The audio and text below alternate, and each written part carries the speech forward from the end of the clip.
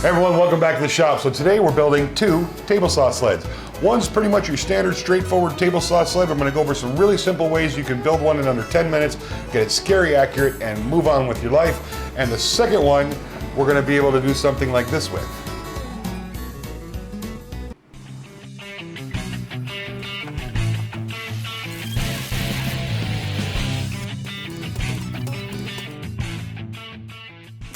So whenever you're building a table saw sled, of course the first consideration is the material you're going to use for the runners. Now in this case I'm using some oak. I prefer maple or even like a Brazilian cherry or ipe, but I've got oak, so that's what I'm going to use. Now it's really important that you think about the grain direction. Wood moves, and it moves more in one direction than it does the other. So to get the best accuracy out of my sled over a long term, I want the grain to be basically stacked on top of each other. So if I'm looking down the miter slot, I want the grain to be stacked like sheets of paper. Now that's going to give me the best possible accuracy, and it's going to keep it from moving and swelling more than if the grain were stacked in a vertical position. So once I have my grain direction figured out, I need to cut the pieces of material to match the width of my miter slot. Now in this case I'm using 3/4 inch material. I just had to shave off a little tiny bit, and it was pretty simple in this case. So I just shaved off a little bit on one side, and then of course I flipped it over and finished it off the other side, and then I'm going to cut my depth. And to do that, I'm just going to make sure that I have a really sharp pencil, and I'm going to kind of tilt it up at about a 45-degree angle so I get down into the miter groove a little there. And then of course set up the saw to match that depth. And I have my saw cut up, I have my piece cut to width, so I'm going to go ahead and cut a few of these. I'm not just going to cut enough for one sled, I'm going to cut a stack so I can build several sleds. So once that's done, I'm just going to cut a piece of plywood. In this case my plywood is 32 inches long, and I want my sled to be about 26 inches deep.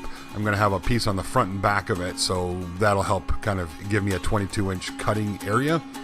Now I wanted to show you this right here. If your slides aren't exactly perfect, it's not a big concern.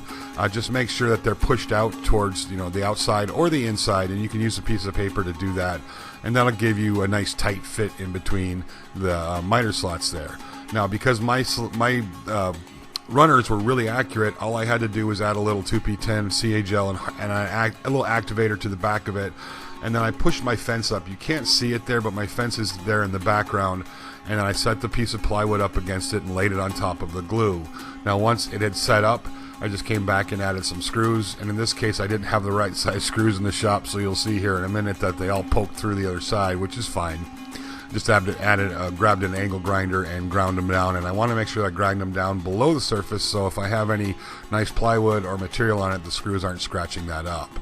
Now with those two pieces done, the runners done and the actual bed done, I made the bed out of 1/2 inch plywood, by the way. I came back with some 3/4 inch plywood and just cut some strips down that I'm going to use for the front and back of the table saw sled. Now I want the front to be kind of an L brace, and I want it to be really accurate, so I use my table saw fence to kind of guide that as I tack that together with some CA gel and activator, and then ran some screws in where I knew this blade wouldn't come through. You want to be very careful about screw placement. Once that was done, I just kind of marked out a little area so I could reach down and hold pieces, and the way I had my fence was so tall that I couldn't do that, so I just bandsawed out a little bit of an area, leaving the top long or high where the blade will actually come through, and then I 2P10'd the back on, or CA gelled, glued it on, and on the front piece I'm just going to tack a screw on one side of it. And then because I use my table saw fence to line this up, I'm hoping that I'm going to get pretty close.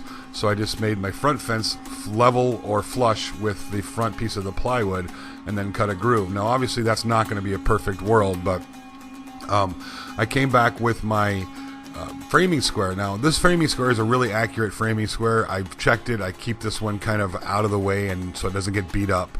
And then I just put a ruler in the groove that I just cut, pushed the framing square up against it, and then pushed the the front fence up against that, and then screwed it down into position. Now before I permanently fix it, I'm going to do the 5 cut test. I'm just going to cut a board 5 times on each side, and as long as that's nice and square, I know my fence on my table saw sled is really nice and square.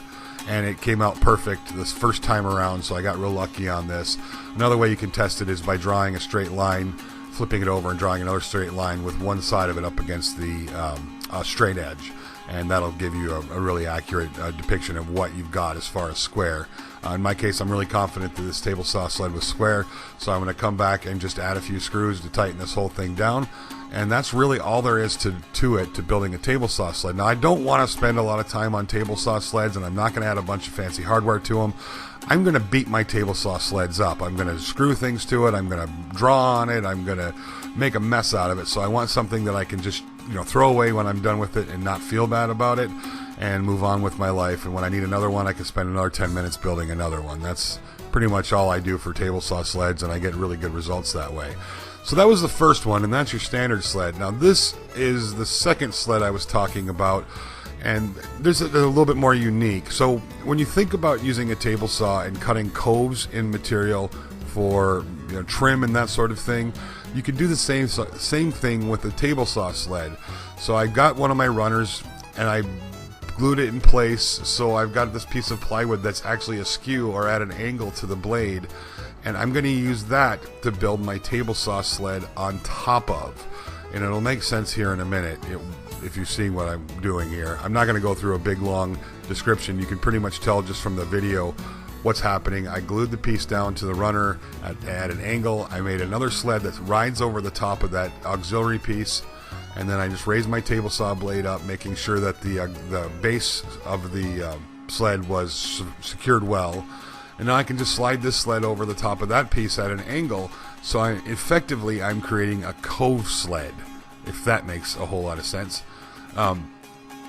Now I'm just going to grab a piece of oak, and I'm going to be able to slide that over the top with the cove sled and slide it across at an angle. So I'm actually using a table saw sled at an angle to the blade to create these coves. Now here's where it gets kind of fun and interesting. It's really simple to do this, so you can get some really neat features on trim, or if you want to do, anything. You could really, do this with any way you want to do it. You can change the angle of it with a different sled so you can get different size coves. Now with that cut out, I'm going to take it over to the table saw sled, or to the table saw, and remove my sled and just rip some strips down out of that. And then I'm going to glue them up, so the peaks are kind of in the center of the valley of the next piece, and you get some really cool effects. So I went over the chop box, trimmed it up, and then stacked it back together again, and there you have it. It's just this really neat and simple effect with a really super simple table saw sled you can build in just a few minutes.